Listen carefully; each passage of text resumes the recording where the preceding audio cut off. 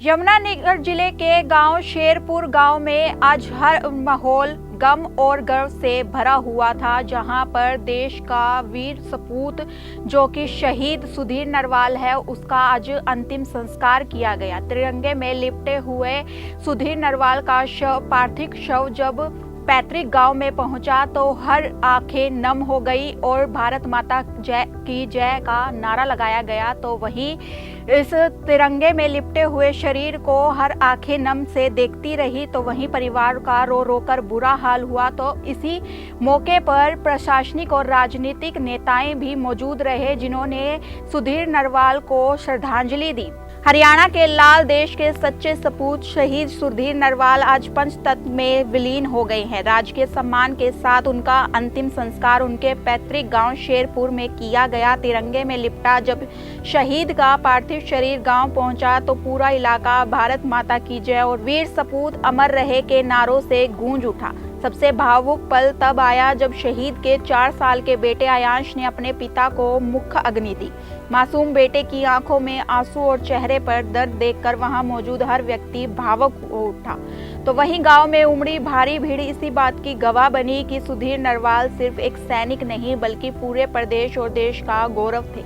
इस मौके पर हरियाणा के कैबिनेट मंत्री श्याम सिंह राणा, पूर्व मंत्री कंवरपाल गुर्जर, यमुनानगर के एडीसी एएसपी सहित कई वरिष्ठ प्रशासनिक अधिकारी और सेना के प्रतिनिधि मौजूद रहे। शहीद को श्रद्धांजलि अर्पित की। गौरतलब यह है कि 22 जनवरी को जम्मू कश्मीर के डोडा जिले में सेना का वाहन खाई में गिर गया था, जिसमें 10 जवान शहीद हो गए थे। इस हादसे में सुधीर नरवाल ने भी देश की रक्षा करते हुए अपने प्राण न्यौछावर कर दिए।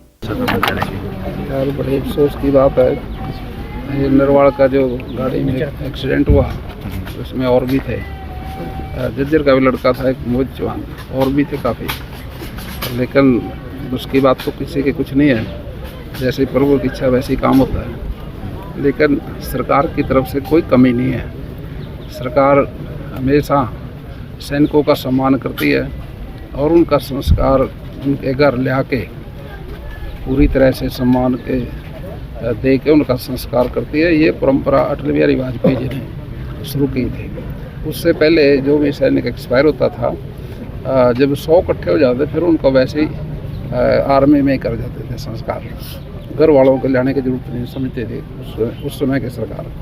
लेकिन बात तो बेबस है, क्योंकि बच्चे छुट्टे हैं, थोड़ी उम्र थी, इसलिए दुख तो सभी को है।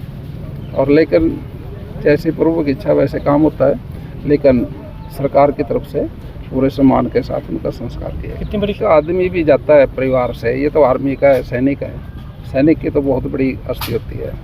भारत का एक सैनिक भी जाता है तो लॉस उसकी कमी पूरी नहीं होती। कमी का तो अंदाज़ा नहीं लगा सकते, लेकिन फिर भी हमारे देश की जो परंपरा है उसके अनुसार ही काम होता है। क्या कोई स्मारक तो बनते हैं सैनिकों के, हर जगह बनते हैं।